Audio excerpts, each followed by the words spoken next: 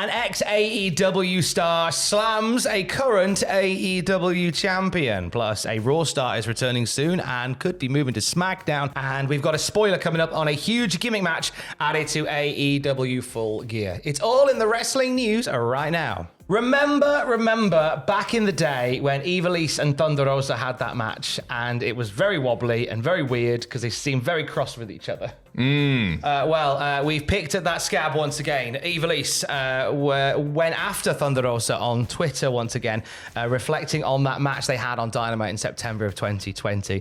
Stuff was shared online talking about it, and she said, "Never forget the moment this bee decided to be a coward piece of shh and shoot punch me when she was supposed to block my shot and something else. And also the balls to pull my hair this way. She lucky I'm a pro and I didn't proceed to break her jaw." Now Thunder Rosa is out of the picture at the moment, but there's been lots of stories that float around about sort of Thunder Rosa's reputation backstage.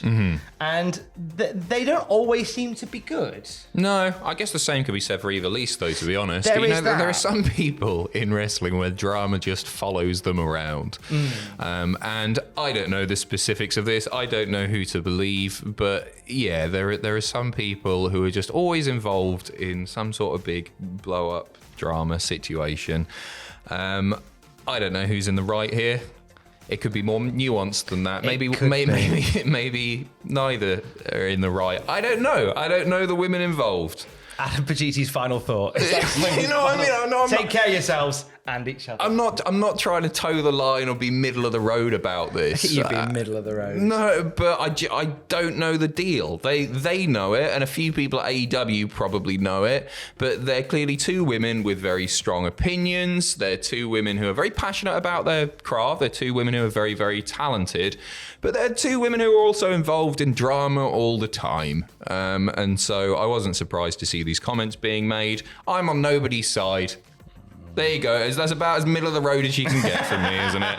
You're nowhere near the cat's eyes. Don't worry about it. Grand. You know when Logan Paul had his entrance at Crown Jewel? Yeah. Right. And the first thing I thought was, I miss Bobby Roode, because he came down on Bobby Roode's glorious, chair airlift thing. That was great. Well, Tom, I've got some very, very good news for you, because it looks like Bobby Roode might be returning sooner rather than later. According to PW Insider, they say Bobby Roode was spotted in Birmingham, Alabama yesterday, where WWE sends injured stars for treatment, of course. In asking around this morning, they were told that the hope is that he'll be back soon from his injury issues. We're told that also he's been talked about for SmackDown when he returns. Do you see him teaming with Dolph again? Do you see him having a little bit of a solo run? Time's ticking for Bobby Roode. He's no spring chicken. He's not, but I think there's a difference between like physical age and sort of TV age. And he is one of the older members of the roster, but I don't think we've seen enough of him on the WWE side of things to really to age him, if you know what I mean. Yeah. So I think he could come back and it would be a fresh thing to see him pushed further up the card. It would feel totally fresh. Oh, he's got more years in him for sure. I think he's got to be a heel. Yeah, he's way better as a heel. Way better as a heel. He's one of those guys that Triple H really likes. The sort of... He's old school, isn't he? He's classic. Yeah. He's got the same sort of thing as LA Knight. Do you know what I mean? He's got that. I don't know how to describe that. I don't know how to put that into words. He just feels like he could have been in the 80s quite comfortably. An intangible. Yeah. Bet you didn't think so. I command you to. Panoramic view. Look, I'll make it all manageable. Yeah. Nameless. That's it. What is it? Okay, they know in the comments. Logan Paul, as we mentioned. You do know that, don't you? Logan Paul, as we mentioned, who took Bobby Roode's entrance. An update from him. He shared a video on Instagram working with a physical therapist at a sports rehab center in LA, which indicates that... Is it Lizzo? It's not Lizzo. It's a good shout. Don't blame it on the juice. Chicken chins, chicken tins. What is that? What is that? Keep thinking it. So the fact that he's working at Sports Rehab LA suggests that he's not going to need any surgery for what we believe was a broken ACL, MCL, and meniscus. It looks as if he's just going to work through it, which would probably mean that he might even come back and do a bit more wrestling. You know what? I wouldn't be against it. I thought he did a really good job. What are you on about? Logan Paul. Right, keep going. Shall I put you out your misery? Go on. Gorillas.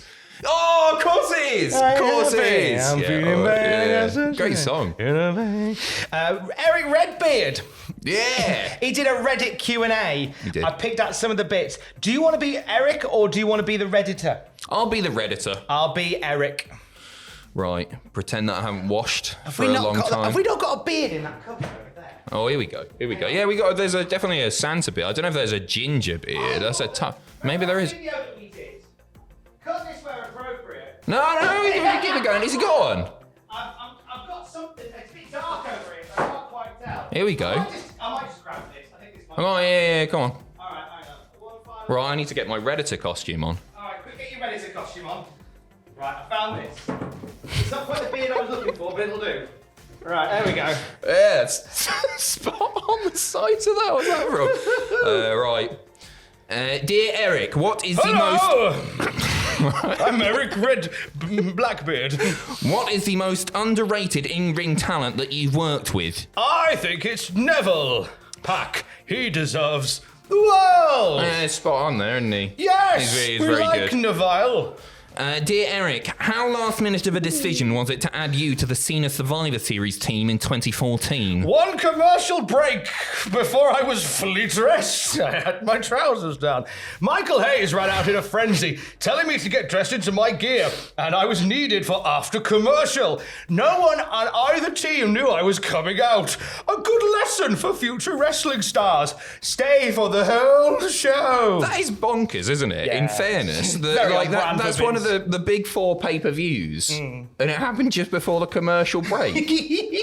That's nuts. There's another story there as to who it was meant to be. Ah. I don't know. I don't have the answer to that. But right, just in general, it's another story. Right.